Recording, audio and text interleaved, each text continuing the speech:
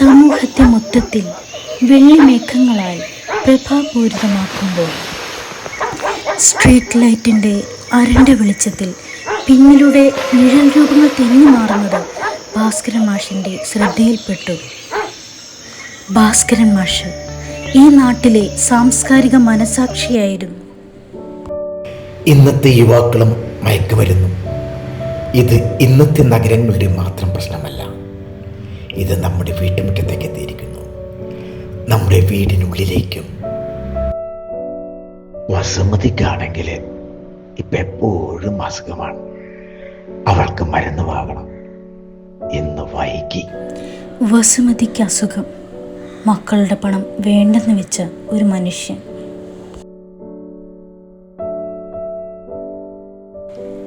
അവസാനം നിഴലുകൾ മുന്നിൽ നിന്നു.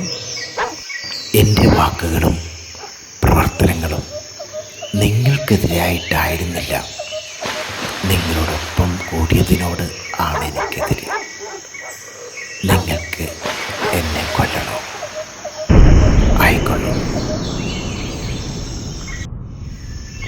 മാഷെ, ഞങ്ങൾ കുറ്റവാളികളായി ജനിച്ചവരല്ല. പണം വന്നു, സൗകര്യങ്ങൾ വന്നു, രക്ഷയും വന്നു. ഞങ്ങൾ ഉപയോഗിക്കുന്നില്ല മാഷെ. ഞങ്ങൾ കാരിയേഴ്സാണ്.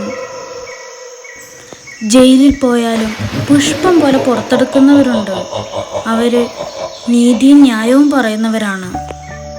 സമൂഹത്തെ മൊത്തത്തിൽ വെള്ളിമേഘങ്ങളാൽ പ്രഭാപൂരിതമാക്കും. നമ്മുടെ വീടുകൾ മാലാഖമാരുടെ താവളമാക്കണ്ടേ മാഷേ? ഇന്ന് കൈയടിച്ചവർ നാളെ മാഷിൻ്റെ മുഖത്ത് തുപ്പരുത്.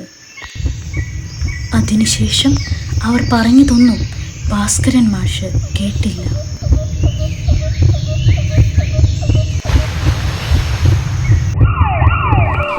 പിറ്റേ ദിവസം നാടുണർന്നത് ഒരു ദുരന്ത വാർത്തയോടെയാണ്.